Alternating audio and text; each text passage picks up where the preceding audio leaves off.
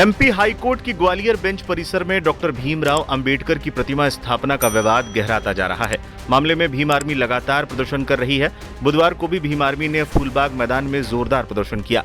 फूलबाग मैदान में ही भीम आर्मी एकता मिशन ने महापंचायत बुलाई थी, लेकिन पुलिस ने भीम आर्मी से जुड़े लोगों को ग्वालियर मुरैना बॉर्डर स्थित निरावली पॉइंट पर ही रोक दिया। इस दौरान बॉर्डर पर ही महापंचायत हुई। इस दौरान यहां 3000 से अधिक सदस्य पहुंच गए थे। इस दौरान लोग हाथों में झंडा लिए हुए नजर आ रहे थे और भारी संख्या में भीम आर्मी के लोग गाड़ियों पर चढ़े हुए थे। मौके पर भारी संख्या में पुलिस बल भी तैनात की गई थी। लोग हाथों में बाबा साहब की मूर्ति भी रखे हुए थे।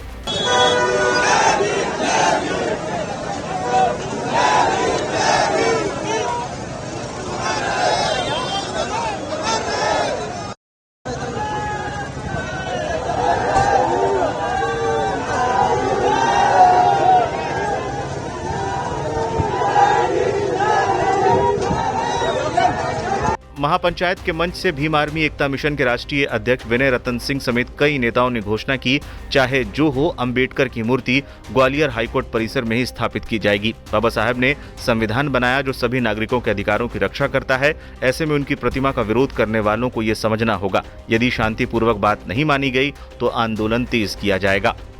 ग्वालियर हाईकोर्ट में चीफ जस्टिस के आदेश के बावजूद भी डॉक्टर बाबा साहब अम्बेडकर की प्रतिमा को लगने नहीं दिया जा रहा है। उधर ये वकील ये कहता है कि क्योंकि दलित चीफ जस्टिस थे, दलित शब्द का प्रयोग उनके चीफ नाम से पहले लेता है। ये इस देश के लिए अपमान का विषय है। Aim right, achieve big. At KR Mangalam University, we provide you the platform to turn your dreams into reality. At KR Mangalam University.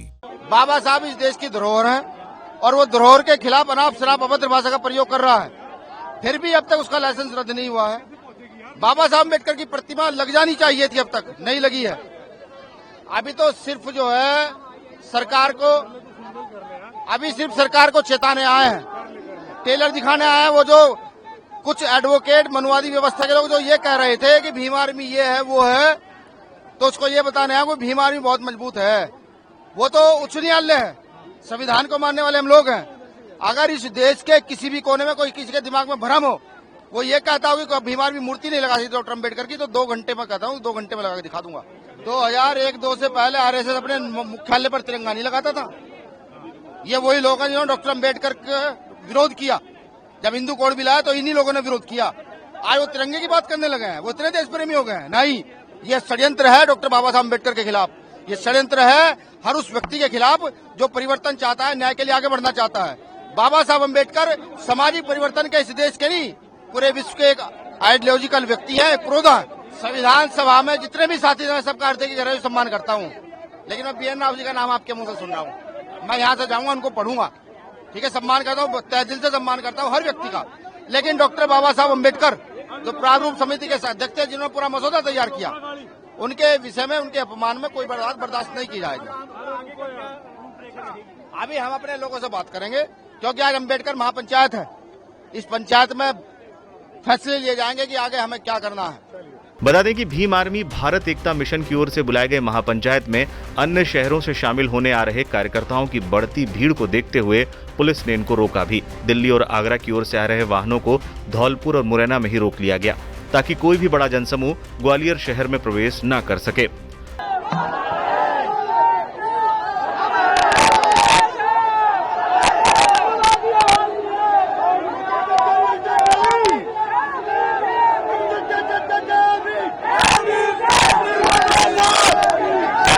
मामले पर सपा सांसद रामजीलाल सुमन की भी प्रतिक्रिया सामने आई है। कुछ दिन पहले ही रामजीलाल सुमन का ग्वालियर जाने का कार्यक्रम था, लेकिन प्रशासन ने उन्हें अनुमति नहीं दी।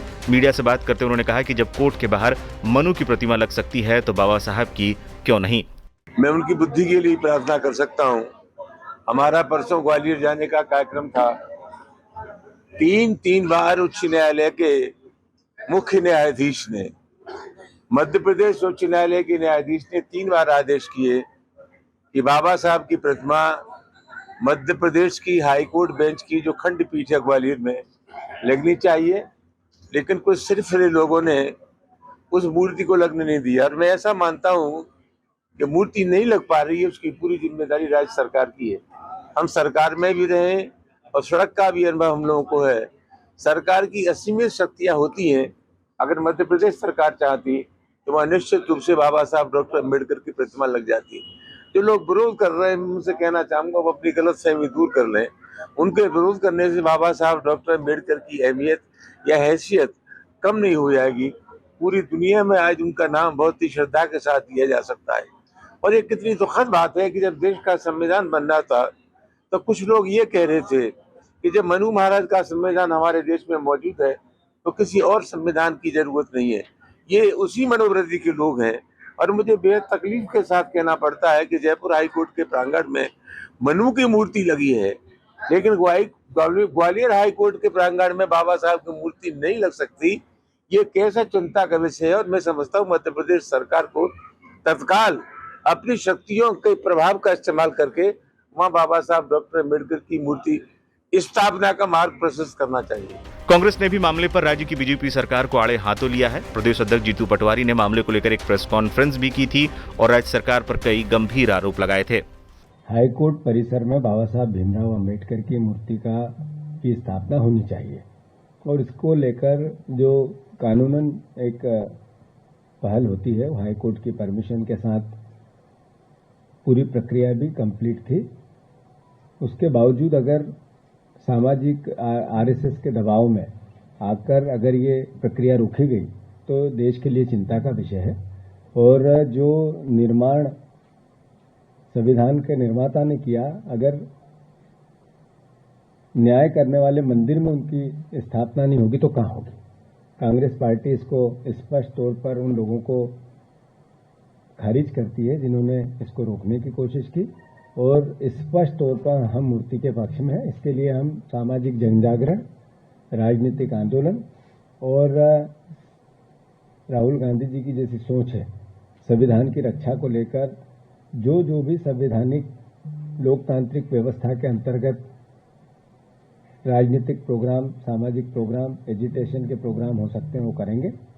और मैं मानता हूं कि बहुत विनम्रता से फिर से मेरा आग्रह है उन लोगों से भी जो मूर्ति के स्थापना को रोकते हैं, उनको अपनी सद्बुद्धि मस्तिष्क में लाना चाहिए और बाबा साहब अम्बेडकर के इस अपमान का सार्वजनिक रूप से क्षमा मांगनी चाहिए। और पूरे कृत्य के पीछे बीजेपी आरएसएस के लोग हैं, मोटे तौर पे एजेंडा है और कांग्रेस पार्टी इसका विरोध करती है।